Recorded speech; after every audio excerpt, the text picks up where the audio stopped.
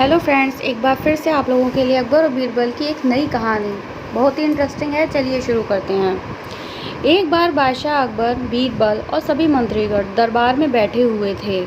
सभा की कार्यवाही चल रही थी। एक एक करके राज्य के लोग अपनी समस्याएं लेकर दरबार में आ रहे थे।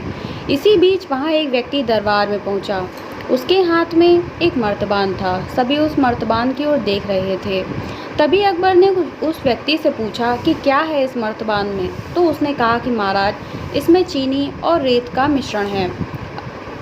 अकबर ने फिर पूछा कि ये किस लिए। अब दरबारी ने कहा कि गलती माफ़ हो महाराज, लेकिन मैंने बीरबल की बुद्धिमत्ता के कई किस्से सुने हैं। मैं उनकी परीक्षा लेना चाहता हूँ। मैं ये चाहता हूँ कि बीरबल इस रेत में से बिना पानी का इस्तेमाल किए चीनी का एक एक दाना अलग कर दें। अब सभी हैरानी से बीरबल की ओर देखने लगे।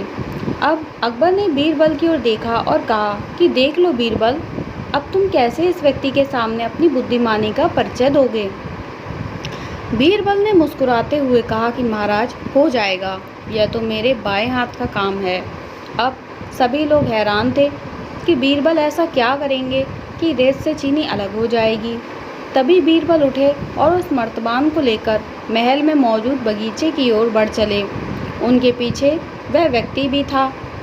अब बीरबल बगीचे में एक आम के पेड़ के नीचे पहुंचे। अब वह मर्तबान में मौजूद रेत और चीनी के मिश्रण को एक आम के पेड़ के चारों तरफ फैलाने लगे। तभी उस व्यक्ति ने पूछा कि अरे, ये क्या कर रहे हो। इस पर बीरबल ने कहा कि ये आपको कल पता चलेगा। इसके बाद दोनों महल में वापस आ गए। अब सभी को कल सुबह का इंतज़ार था। अगली सुबह जब दरबार लगा तो अकबर और सारे मंत्री एक साथ बगीचे में पहुंचे।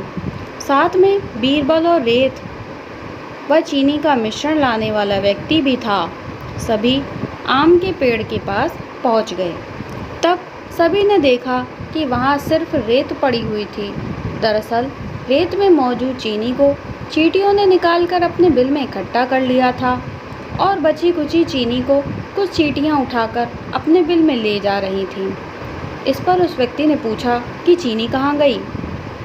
तब बीरबल ने कहा कि रेत से चीनी अलग हो गई है। सभी जोर जोर से हंसने लगे। बीरबल की यह चतुराई देखकर अकबर ने उस व्यक्ति से कहा कि अगर अब तुम्हें चीनी चाहिए तो तुम्हें चींटियों के बिल में घुसना पड़ेगा। इस पर सभी ने फिर से ठहाका लगाया और बीरबल की तारीफ करने लगे। तो दोस्तों, हमारी ये कहानी ख़त्म होती है तथा हमें इससे ये सीख मिलती है कि किसी को नीचा दिखाने का प्रयास आपके लिए हानिकारक हो सकता है। तो दोस्तों, आपको मेरी कहानी कैसी लगी प्लीज़ कमेंट बॉक्स में ज़रूर बताइए।